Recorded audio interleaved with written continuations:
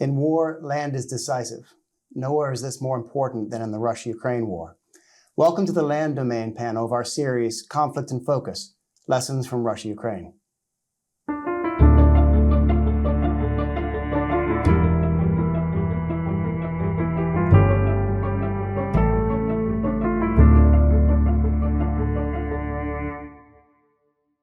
I'm Colonel Scott Pence, the U.S. Army Military Fellow here at CSIS, and I'm joined by a panel of experts today. They're Dr. Jensen, retired General Ben Hodges, and Ukrainian Minister of Parliament, Colonel Roman Kostenko. Before we begin our discussion, let's describe the operational context of what we're dealing with today. I'm using an interactive map from the Institute for the Study of War, and they have several interactive map products to understand the Russia-Ukraine war on their website, understandingwar.org. This map is the Russian control of terrain in Ukraine map and has been updated daily with street-level assessments of the war. The map starts with the Russian-controlled territories from the 2014 limited incursion. We can see here Crimea and the Donbass.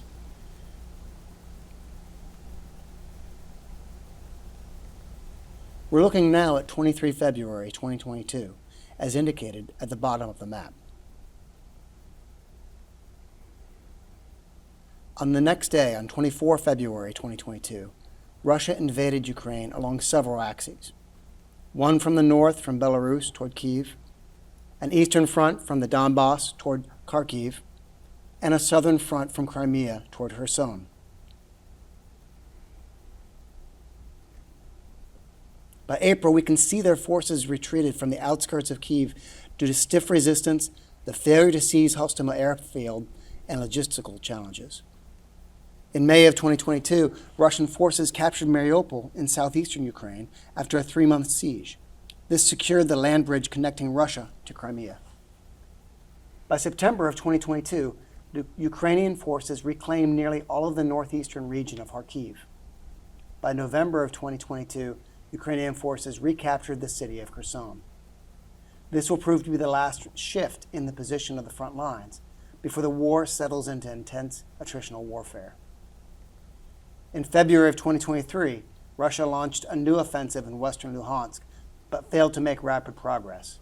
By May, Russian forces finally captured Bakhmut, suffering an estimated 100,000 casualties, including 20,000 deaths.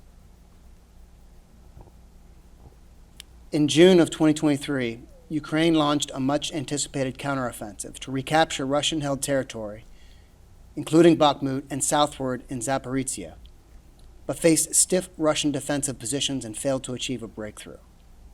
As we can see from the map during the mid-2023 all the way to mid-2024, the lines remain static, marked by bitter trench warfare. Not featured because this map tracks Russian incursions only, in August of 2024, Ukrainians launched the surprise Kursk Incursion into Russia, seizing the town of Sudza. Ukraine's defensive line spans 1,000 miles, or the distance from Washington, D.C. to Salt Lake City. The line of active contact is roughly 500 miles long, or the distance from Washington, D.C. to Atlanta. According to a 23 January New York Times assessment, there are currently more than 400,000 Russians facing about 250,000 Ukrainians on the front lines. And the gap between the armies is growing. With that operational context, the goal of today is to take a moment to look at the character of this war and discuss its implications for future warfare. I was able to interview Colonel Roman Kostenko from the CSIS studios to his location in Kyiv, Ukraine. Colonel Kostenko is a minister in the Ukrainian Parliament as well as a colonel in the Ukrainian Army. A graduate of the Odessa Military Academy, he's a veteran of the 2014 conflict, and also in 2022 he formed a unit that recaptured his hometown just outside of Kherson, an action he called the most important of his life. He has firsthand experience in the 2024 Kursk Incursion, which he famously refers to as the business trip. Meanwhile, he's one of the authors of the bill in the Ukrainian Parliament, which managed the recruitment of soldiers to the Ukrainian army. In this first clip, I asked him about what Ukraine needs most from the West. If you're expecting me to say that Ukraine needs just one specific type of weapon to secure victory, I won't say that. Victory requires a combination of efforts. We do require constant, uninterrupted supply of weapons, both tactical and other types, to support the fighting in the battlefield right now. However, that alone will not be enough. When I say we need a diverse range of approaches to achieve victory, I mean not only a military approach, but also a diplomatic one. I would like to emphasize something very important here. When I talk about a diplomatic approach, we need to ensure that everyone in the world understands and shares the desire to defeat Russia, not merely to stop the war. These are two distinct goals that I want to highlight. So we need and are currently employing various types of support and weapons provided by our allies. It's crucial to assess the battlefield and ensure a continuous supply for our troops. What I see right now is that Russia has instilled fear in everyone, including some of our allies, to the extent that they now want to stop this war at any cost, no matter how, no matter what. They fail to understand that ending the war is not the same as defeating Russia. This is a critical mistake because in the near future, those same allies and countries may have to send their own people to fight Russia and sacrifice their own soldiers in the war that will inevitably continue.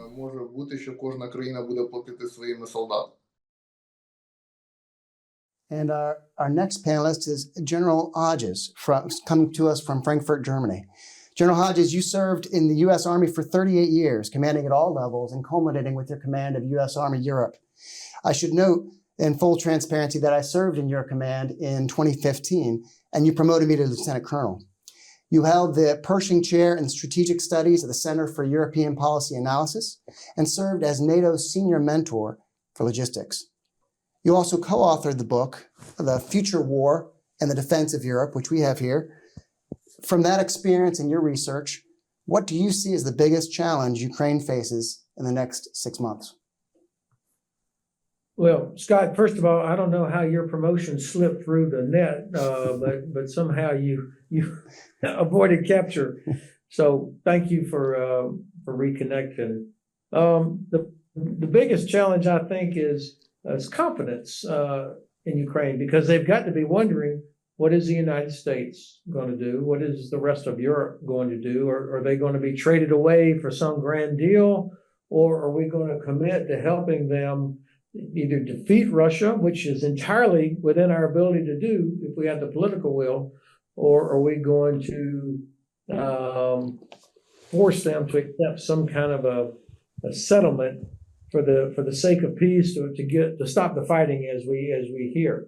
So the biggest challenge for them is to help convince the Trump administration and other European governments why it's in our interest to help them to defeat Russia.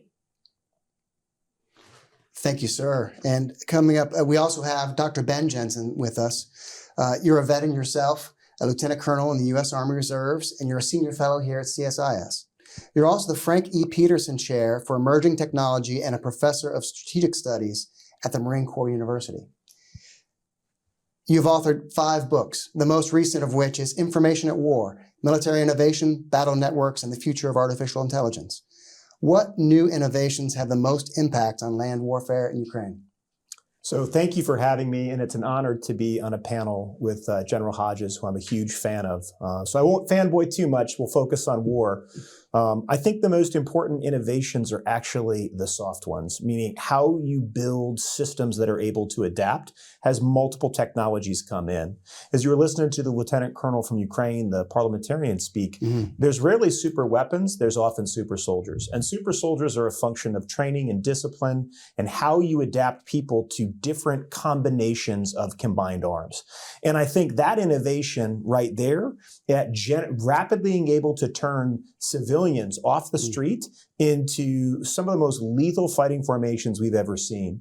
Russia, I think, as of today, has asked 10,000 tanks that are destroyed. Right. The vast majority of those increasingly were by someone who wasn't fighting before that, firing a javelin, when you and I would struggle to get time to fire a javelin on our training ranges. And then even more by weapons we didn't imagine before the war started, the FPV.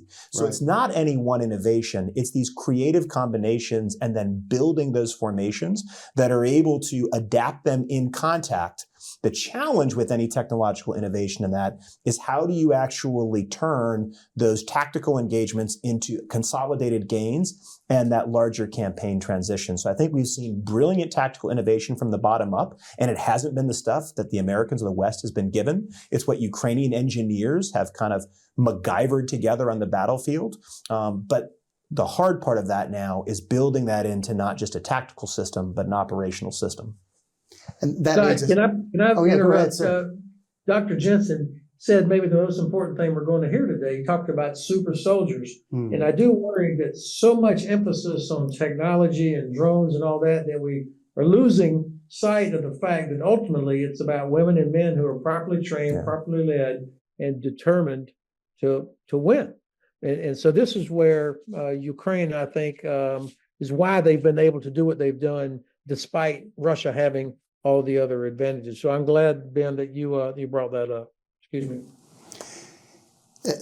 During my interview with Colonel Kostenko, he described the difference between the Zaporizhzhia campaign and the Kursk Incursion.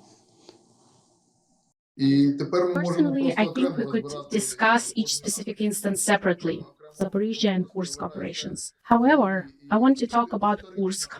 In my opinion, this was an incursion of historic magnitude. Not only historic, but also of significant geopolitical importance overall, both from geopolitical and tactical perspectives. This is an example of what I call asymmetric actions. Instead of focusing our forces solely on fighting in the current territories, we redirected them into Russian territory. As a result, the enemy was forced to relocate and reposition its forces there, providing us with strategic advantages on the battlefield in Ukraine. This gave us good reactionary activities from the Russian forces. They were now forced to use their forces on their own territory, which led them to destroy their own cities and villages with their own equipment. They had to pay close attention and reposition themselves, dedicating significant resources and forces there. I'll give you both a chance to answer. I'll start with Dr. Jensen. What is the significance of the Kursk incursion? Well, first, I think the significance of Kursk was laid out very well by him. We showed that you can restore mobility even on a static firepower front with persistent surveillance. So just like you had to have innovation in World War I to overcome what they called a firepower intensive front, actually in Soviet doctrine, through the use of assault troops and creative combinations, you had a similar problem in Ukraine. How do you actually, with constant drone coverage, without air control, and facing an enemy that has a superiority both in tube and rocket artillery, both by numbers and by volume of fire, how do you actually penetrate that line? Is it infiltration? Is it penetration? And I think the major difference actually goes back to a concept in maneuver warfare called surfaces versus gaps. At more of a tactical to low operational level, Kursk was actually a gap. It turns out it wasn't as heavily defended as initially believed, which the Ukrainians validated through a mix of strategic intelligence and good old-fashioned soft patrols and infiltration. Whereas the Zaporizhzhia front was a surface. Surovikin had built constant layers and layers that would resemble something like some of the famous Gothic lines that you saw Germans build in Italy that were so difficult to penetrate in the Second World War. So even before the political genius of the Kursk campaign, I think as a soldier, you look at it as a surface versus gap. And in hindsight's 2020, shame on us for pushing the Ukrainians to attack a surface and for not trying to find that gap. So why Kursk is important is it reinforces that key tenet of maneuver warfare. Always attack the gaps, exploit, shock, and dislocation. And they did that effortlessly, combining, again, drones, electronic warfare, and using it to then create mobility corridors that they could fan out and then transition offense to defense so that now they're actually killing Russians who are counterattacking in masterful demonstration of what we call engagement area development, creating areas where Russians come in and you have mix of obstacles, direct and indirect fire that allows a smaller mobile force to defeat a very large opponent. Thank you very much, Dr. Jensen. General Hodges. So what, hard to improve on that, and it's been a while since I've heard such a good description of gaps in services. So Ben, thanks for reminding me of that. That's exactly what we saw. I think the two or three things about this Kursk, and I call it a counteroffensive, that was most impressive was that, number one, the fact that they could achieve surprise on multiple levels, despite Russia having a gazillion drones and it being inside Russian territory. How did Ukraine build up that kind of capability right there and be able to achieve that sort of penetration without getting hammered or disrupted by Russian forces? So that tells me that the Ukrainians have improved significantly their ability to counter drones, to perhaps blind drones or create some sort of a way to still maintain security, even though Russia would have so much in the air. And secondly, it also highlighted the fact that Russia still has not sorted out their command and control challenges. I think border forces generally fall under the FSB, not the general staff. And so the FSB and the general staff hate each other. And so, unsurprisingly, it doesn't seem to have been very good coordination or cohesion or cooperation between border forces and Russian general forces elsewhere. And of course, the general staff, they're the ones fighting in Donbass, the Russian troops there trying to, in their ages-long effort to get all the way from Avdiivka to Pokrovsk, would not be in a big hurry to help the FSB, which is now facing big problems in the Kursk area. It also created a problem for the Kremlin at the strategic level, this dilemma that Colonel Kostenko mentioned. Do you divert troops from somewhere else to deal with this? Or do you just kind of hope it goes away? Eventually, after months, they had to respond to it because, I mean, even in Russia, they could not conceal the fact that this was happening from people in Moscow and St. Petersburg and elsewhere. And so while the Russians have finally, after I think we're close to 7 months now, have managed to eliminate a large portion of that Ukrainian bridgehead inside the Kursk Oblast, they still haven't managed to eliminate it while suffering thousands of casualties in the process and not being able to focus their efforts in the Donbass area. So I think the general staff did a superb job of assessing the risk. They looked at what was happening in the Pokrovsk direction and could see that the Russians don't have the ability, or at the time and still don't have the ability to break through and just overrun Ukrainian forces. Yes, of course, they have the ability to continue to attrit, to move, but it's been almost a year since Avdiivka, and it's only 60 kilometers from Avdiivka to Pokrovsk, and the Russians have not been able to close that 60 kilometers yet. So I think a prudent risk at strategic and operational level by the Ukrainian general staff so that they could put together forces to launch this counteroffensive into Kursk. And I think, years from now, as we're looking back and studying this thing, we're going to see this Kursk operation, I think, is a brilliant stroke and something that may have helped make the difference. It might be looked at as a brilliant stroke. It definitely is looked at as achieving surprise, even surprising their closest Western partners. Dr. Jensen, you study operational art and you teach it at the Marine Corps University. What is it like to campaign in Ukraine? Well, we're going to nerd out here because I think between three soldiers, we could talk for hours about operational art. So I think the most interesting thing for me is both sides have struggled to sequence tactical actions in a meaningful way. And I think it gets back to some very interesting character of planning in former Soviet states and also relates to fundamental command and control issues. And so a campaign by definition should be longer. It should be a broader front.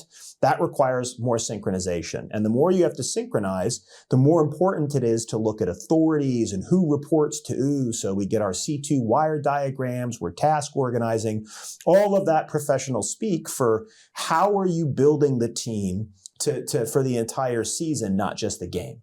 And when you think about it like that, one of the campaign challenges that really jumps out, is I'll start from the Ukrainian side, is they essentially lack a culture of division and corps level command and control entities.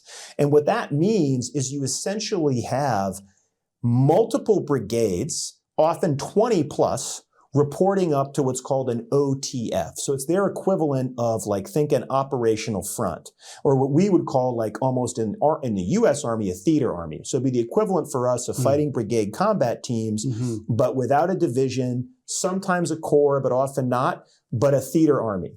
And what that tends to do is means that brigades often have difficulty kind of concentrating combat power, which you need to do in the defense, whether it's localized counterattacks, or denying the adversary the ability to exploit a breakthrough, even though the Russians have struggled with that.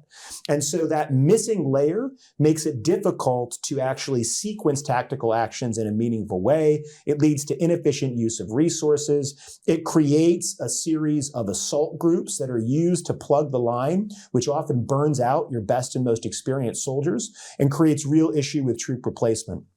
So that's the command and control challenge of campaigning on the Ukrainian side. On the Russian side, they have those structures, their combined arms army, but a mix of death, great Ukrainian targeting campaign, but also corruption, palace intrigue has meant they quickly rotate leaders in a way that makes it difficult for them to sustain what is essentially multiple campaigns simultaneously. The large Donbass campaign, simultaneous to the campaign to retake Kursk. And as General Hodges mentioned, that's compounded by politics. War is always an extension of politics, and politics often imposes a series of limitations upon campaign design, whether it's restraints or constraints. So that's the kind of major campaign dilemma that I think most people miss, is how do you command and control it? How do you build the team for the entire season, not just the game, so that you can actually begin to meaningfully task organize and seize what are often unpredictable opportunities or unforeseeable risks, because war is a complex system. That's terrifically insightful. And then turning to General Hodges, you mentioned we've been watching a lot of your interviews recently, and you sometimes mention the importance of the will to fight.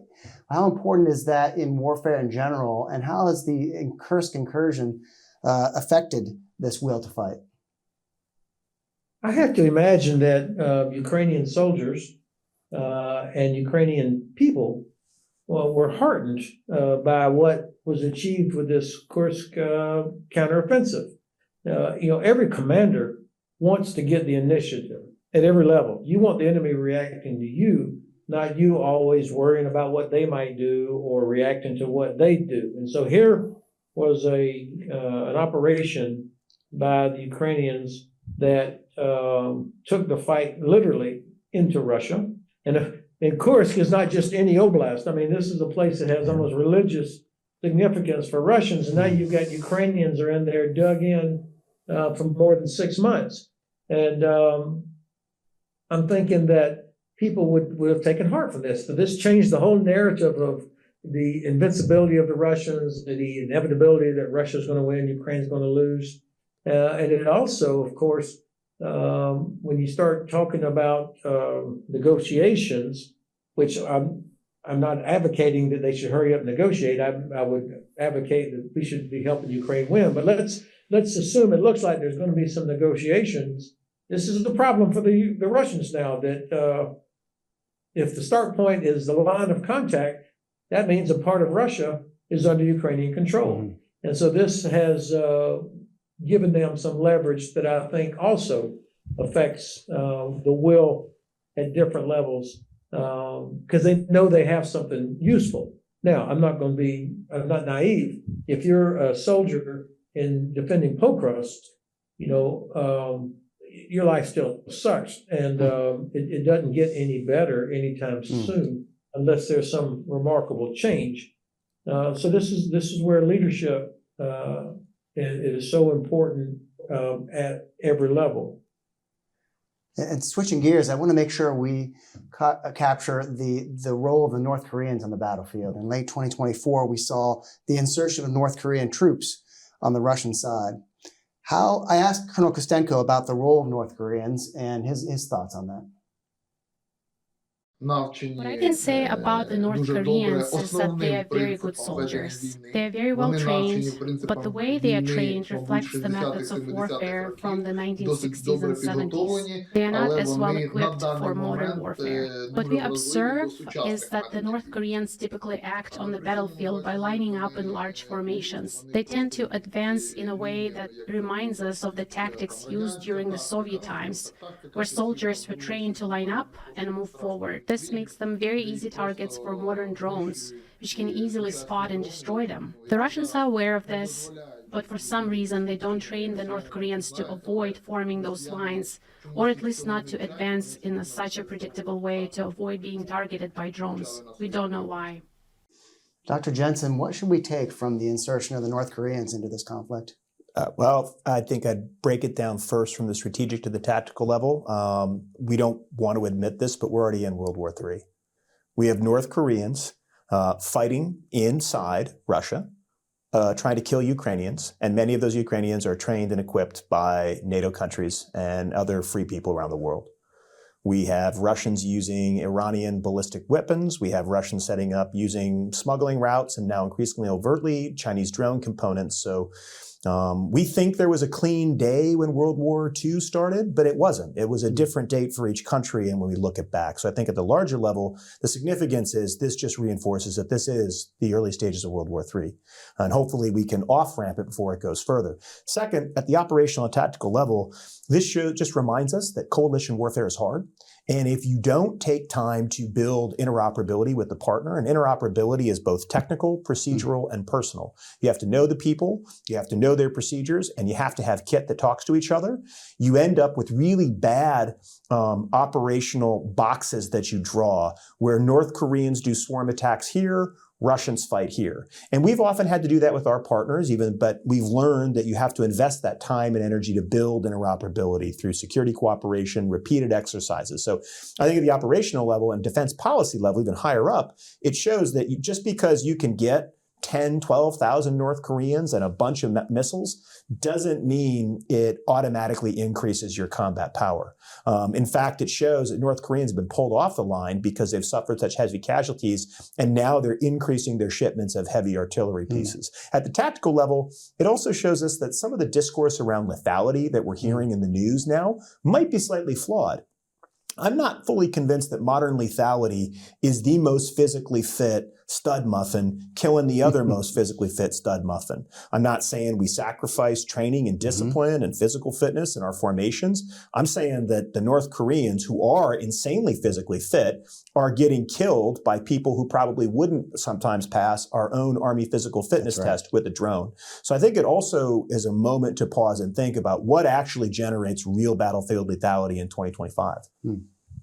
General Hodges, your experience in Europe and coming from that perspective, what do you make of the North Korean insertion?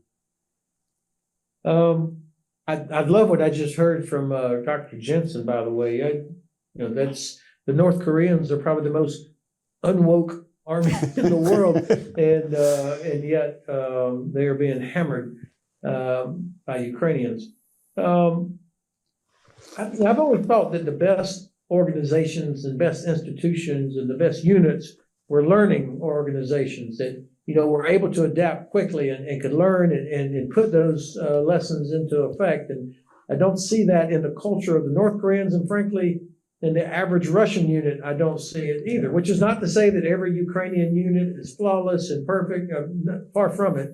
But I think that the Russians never intended to use the North Koreans for anything except as additional fodder that can do a gazillion push-ups.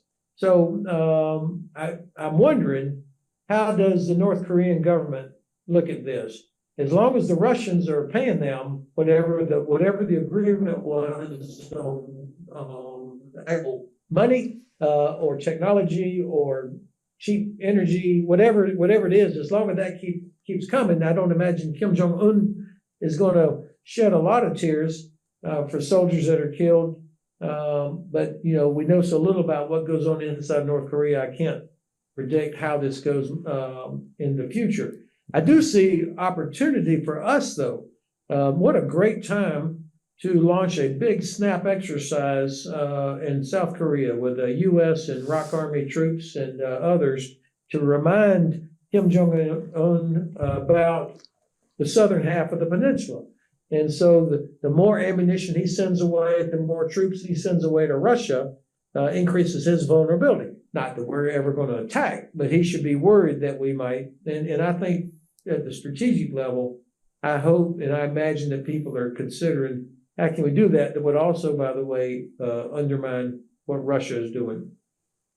I should add that both Colonel Kostenko and Colonel Duco, who I interviewed a few weeks earlier, noted that they were worried about the Korean Peninsula and that the North Koreans who do go back and survive and teach what they've learned on this front, they will be a better army if they adapt, they're able to adapt. Just make one point, something really powerful the general said. But the secret sauce of free peoples is the open exchange of information. And if you can't exchange information, you can't learn. Right. So I'm actually not so confident they are going to go back and be able to share anything. They're probably going to be paraded around telling lies about how many Ukrainians and Americans they killed. Who knows what crazy stuff is going to happen? It'll be a propaganda circus. So I think sometimes we lose sight in this era of kind of democracies versus authoritarians. That's right. But the authoritarians have a fatal flaw. They don't trust their own people, and that means you can't learn, or it's difficult to learn and difficult to exchange information. That's very fair. I want to transition now to the role of tanks on the battlefield. Many people have looked at the Russia-Ukraine conflict and have determined that the era of tanks is over for good, that the level of sophistication and lethality of drones have made them no longer useful in modern warfare. Here's what Colonel Kostenko said about this question. So back in 2014, I remember the days when tanks were used exactly for what they were designed for, especially at the Donetsk airport. I recall times when tanks would be used to force the enemy to hide or retreat. I remember when we were defending the airport, and whenever someone would hear the word tank, we would immediately start looking for a way to hide from it. Я пам'ятаю, як, наприклад, на Донецькому аеропорту ми чули слово «танк», і ми намагалися заховатись в будь-яку щілину, тому що розуміли наслідки. І для нас танк – це була сама небезпечна зброя, бо, перекладіть, я скажу чому. Так, правильно ви сказали?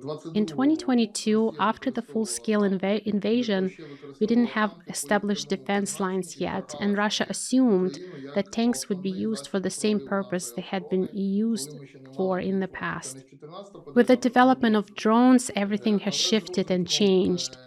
Tanks can no longer be used in the same way they were before, because as soon as a column of tanks lines up within the gray zone, they become an easy target. Even a single tank or multiple tanks become almost useless once drones are involved. Танки і зараз будь-яка техніка просто не може діяти колонами або виїжджати більше однієї, тому що відразу стає вразливою для дронів. I'll start now with General Hodges, who's commanded many elements of combined arms formations. What do you see as the role of tanks on the modern battlefield? Well, I'm going to say, as an infantry officer, I'm not a tanker, so this is not home cooking. I always want mobile protective firepower in my formation. I think every commander wants what a tank gives. Now, does it have to weigh 75 tons with a crew of 4? Perhaps not. Eventually, we'll get away from that. But the fact is, you need mobile protective firepower on the battlefield. And every video I've ever seen of drones blowing up tanks or armored vehicles, those vehicles were sitting out in the open where Ray Charles could have found them, and they appear to be abandoned. So it is definitely the end of poorly trained, poorly employed tanks. Absolutely. But I don't know that we want to learn the lesson that no more tanks. Just as we talked about earlier, what the Ukrainians were able to do, mass large armored formations that made this counteroffensive into Kursk. So let's make sure we learn the correct lessons. Now, we do have a problem in Europe with the weight of the Abrams, the German Leopard, the British Challenger. They're enormous. Mm-hmm. And particularly in Eastern Europe, the bridges, the infrastructure just cannot handle that. And so to be able to have mobile protected firepower in Europe, we've got to come up with solutions, maybe turrets that are unmanned so you can reduce about 20 tons of steel that's required to protect the crew, for example, other things. But I always want that mobile protected firepower. And the U.S. Army is beginning to field the M10 Booker tank, which is a lighter tank. It's not a light tank, but it gets at some of those lighter requirements. Dr. Jensen, what are your thoughts? So he hit the nail on the head with mobile protected firepower. And I think always throughout war, even from the invention of the tank forward, what is a tank actually changes. And even the way we imagine integrating into combat formations will change, as you know, as an armor officer. And so I actually think the new way to think about it is now mobile protective effects. What if we were to imagine not just the unmanned turret, but one thing that the tank does really well is it generates a lot of power. That is a massive engine, which creates fuel challenges, but it's a really good engine. And everything that we need for modern combined arms, which involves electronic warfare and drones, requires power. Power is your limiting factor in both electronic attack and electronic protection, as well as use of drones. So I think we're on the cusp, if we're willing to be creative, of really reimagining what that tracked beast does. The fury of the next war might be unleashing fiber optic drones that are actually, which we've had designs on this in the Army since back in the Future Combat System, that are tethered to the tank, that'll be able to generate its own power for electronic attack or creating kind of signature bubbles that allow troops to operate. So I think if we are willing to be a bit more creative and then always go back to sound tactics. Armor doesn't fight alone. It fights with infantry under the umbrella of air defense and other force protection measures so that you can continually generate combat power, tempo, and then seize the initiative. Really good feedback and insight from both of you. Thank you. I want to look at now is the idea of a transparent battlefield. I asked Colonel Kostenko what he had to say about the role of drones and satellite imagery, what that led to how we fight wars now. Я думаю, що це не ілюзія, а на великий відсоток це правда, що I would say that it's no longer just an appearance or illusion that the battlefield is transparent. It is fully transparent. наш противник And it is not only Ukraine that is using space and satellites. Russia does the same. This is what makes the battlefield transparent for both sides. Рівнем там корпусу, з'єднання корпусу і вище. Якщо ми хочемо проводити наступальні операції, Rapid advancement or incursion is almost impossible in the current reality of the war because everything is so visible and transparent. I'm not talking about underdeveloped or third world countries that aren't as equipped as Russia to detect such movements. Russia, however, is well equipped to detect these advances. We're not talking about large army advances anymore, like those in the World War II. Rapid incursions or surprise attacks are only possible at the level of a couple of brigades or something smaller. Країни третього світу, там, які не мають там своїх можливостей, то зараз неможливо. Тому отакі активні операції, невидимі для ворога, можна зараз робити тільки маленькими з'єднаннями там до корпусу максимум. Dr. Jensen, I'll turn it over to you for your comments on how transparent is today's battlefield and what can we expect in future warfare?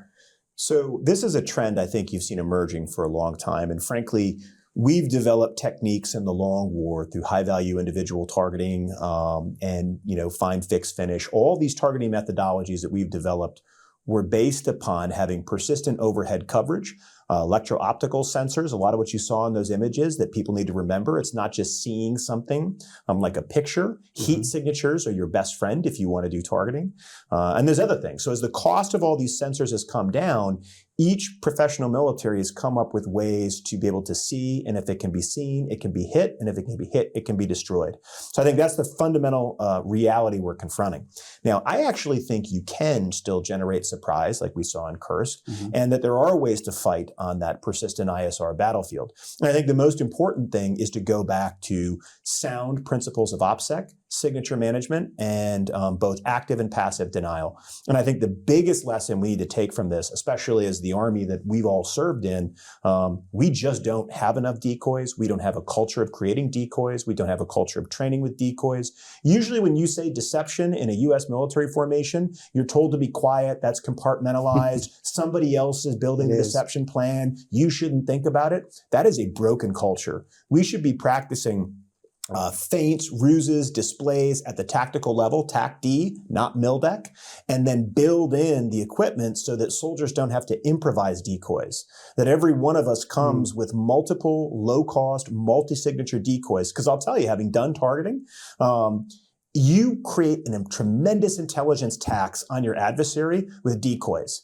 Because even if it's not a good decoy, I don't know that. And my confidence even is low enough, I'm going to have to task an additional ISR asset to confirm or deny. So the only way to survive and even gain the initiative on that transparent battlefield is through that larger process of kind of deception, operational security, active and passive denial at echelon, and building a culture of cunning and guile.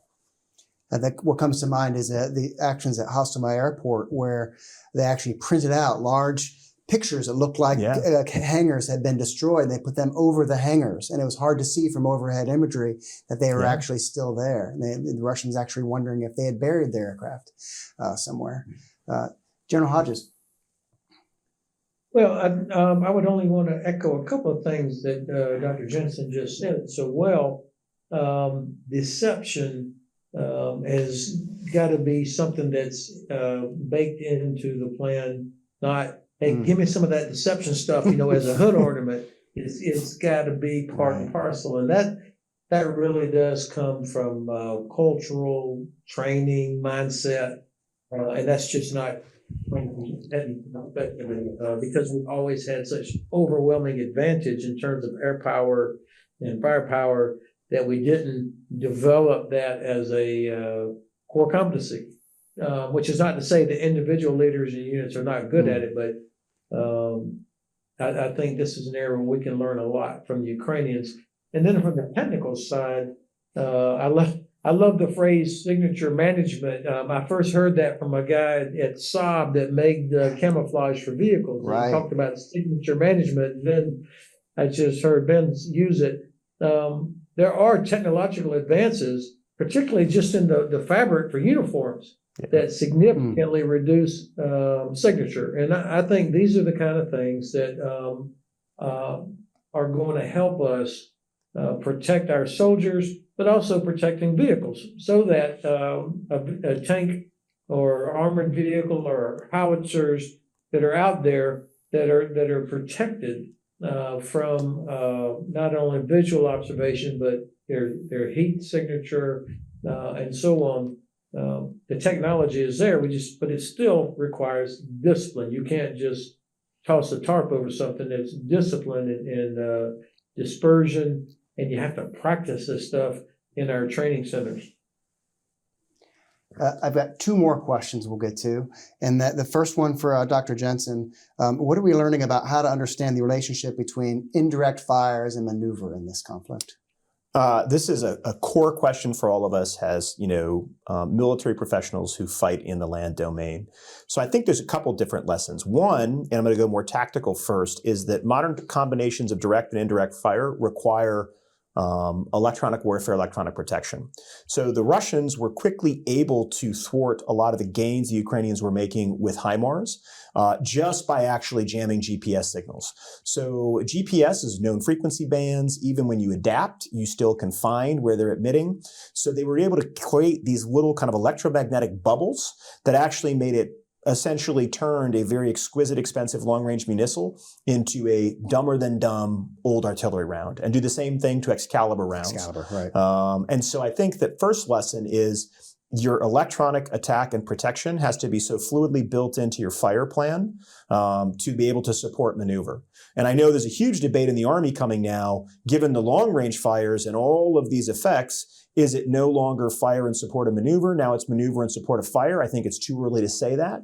But that's the first lesson. The second lesson is I am still not convinced Russia, despite being a fire-centric formation, is actually conducting proper operational level fire synchronization. What I mean by that is higher level headquarters, those 3-star, 2-star combined arms armies, the equivalent of our corps, are shaping in the deep fight, setting conditions through long-range fires to allow their direct forces, the division, then down to the brigades, to close. That means that attritional war takes an even higher tax because the command and control of the Ukrainians is in place. They can vector drones. They can move in reinforcements. So I think one of the reasons for that is they're not as good as advertised, what we grew up to believe. And two, there's some disconnect, and it might be institutional, political, cultural, between who controls what we would call operational fires assets, so those longer range ballistic missiles and cruise missiles, versus who's in charge of the ground campaign. And so that means the other lesson now more at the operational level is it's going to be very costly and bloody to create any type of breakthrough unless you have brilliant deception like Kursk, or you're able to create that kind of operational fire synchronized with key maneuver corridors to actually conduct a large-scale offensive. And General Hodges, of course, you're able to respond to that question I gave to Dr. Jensen about indirect fires and maneuver. But for you, my final question to you is endurance. Endurance is a critical function of warfare, given the manpower challenges, the defense industrial base, and Western support. Does Ukraine have the endurance to prevail in this war?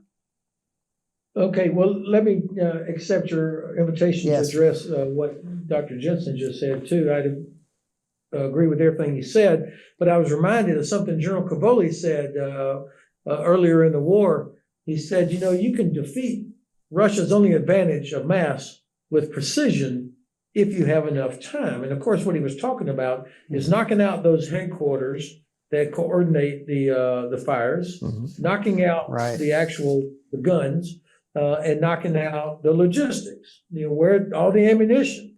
So if the Ukrainians had, this is why I was so frustrated that we were hesitating to give them ATACMS and other long-range precision strike capability. You take away those headquarters, then it doesn't matter how many unlucky, poorly trained infantry they have out there, because there's nobody to coordinate the fires that are necessary. There's no guns and the disruption of the ammunition that they need. And you could do that with precision. And it's not too late, but God dang it, it should have happened a long time ago.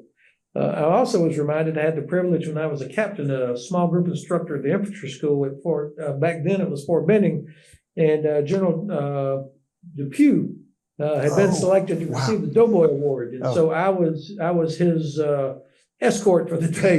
And man, oh man, I got tortured all day long by the founder of TRADOC, basically was drilling me on Army doctrine and tactics and all that.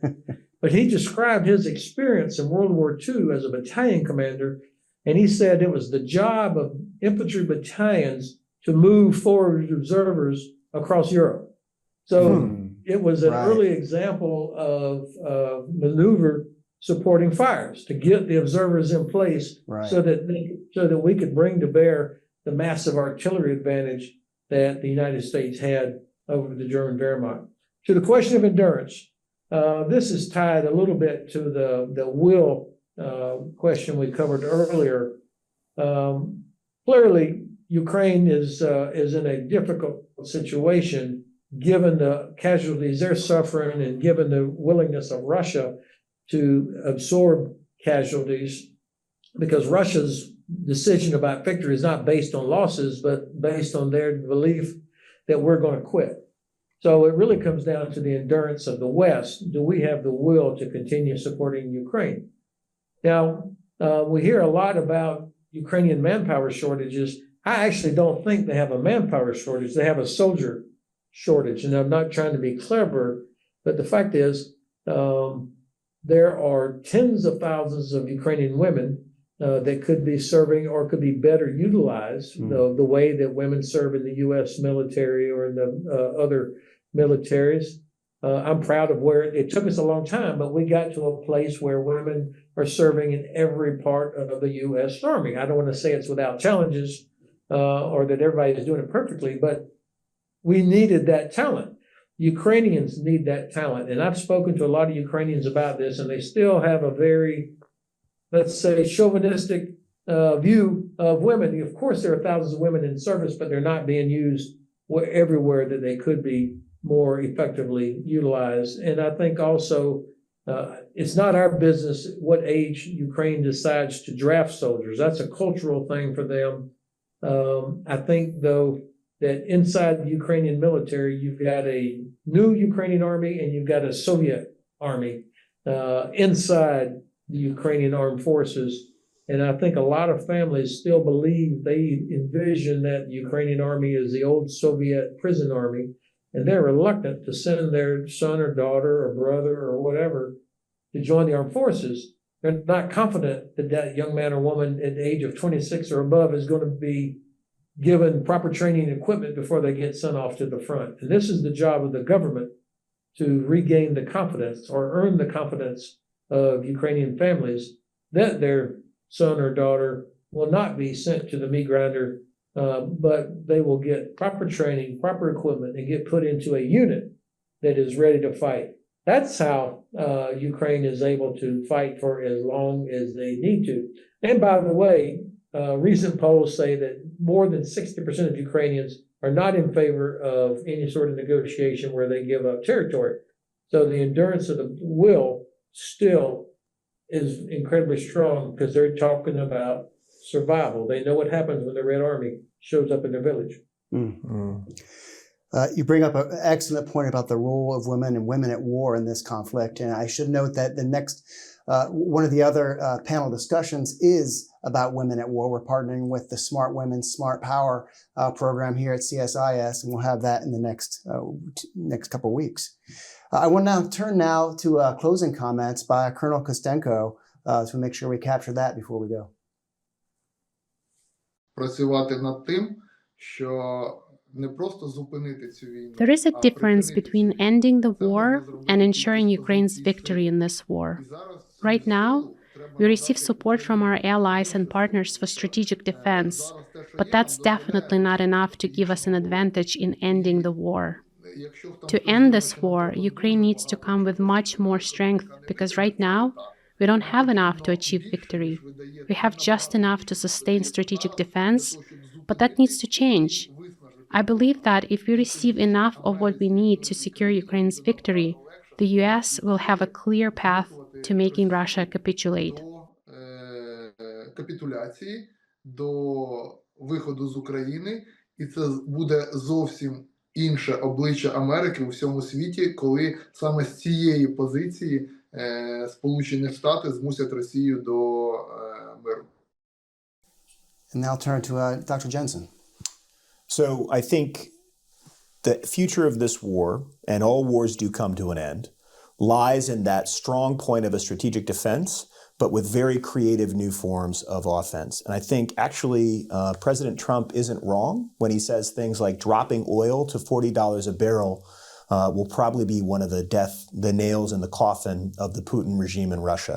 The Russian economy is finally in a death spiral. We were too late with a lot of the sanctions. And so when I think about a comprehensive campaign, it's not just any domain and military campaign, it's how it's matched with diplomacy and economic instruments. So in this case, I think what we have to really focus on is keeping them in the fight, but then even being willing to support some of the amazing long-range drone strikes that over the month of January have knocked out large volumes of Russia's oil refinery capacity and been targeting the Russian economy, and then support that with measures like trying to forcibly drive down the price of oil, doing everything to engage in economic offense to complement that strategic military defense to really place the Kremlin in the horns of a dilemma. You can bleed in Ukraine or you can go broke in Moscow, but the war ends on terms favorable to the Ukrainians. General Hodges. Well said. We have not used our economic tools at all here until just as of late. And but this all comes from political will, and we have failed to clearly identify our strategic objective and then communicate that to our own population about why it's in the interest of the United States, our interest, that Ukraine defeats Russia. This is not charity for Ukraine. This is our interests. And it also, of course, deters China. And so if we get the strategic objective right, then all the policies we'll get the right policies about weapons, ammunition, restrictions or no restrictions. And then I think our other allies would follow our lead. But, you know, we hamstrung ourselves out of a needless fear of Russia using a nuclear weapon. And also somehow we had too many people that just couldn't see the goodness of a collapse of the Kremlin. Hopefully we can change this. Well, thank you so much, General Hodges, for joining us from Frankfurt on a late Friday afternoon. And Dr. Jensen, thank you for joining us and sharing with us your insights. This has been the Land Domain panel of Conflict in Focus, Lessons from Russia-Ukraine series. We'll be exploring lessons learned from other domains in future weeks, and you can find them on the CSIS website. Thank you for joining us today.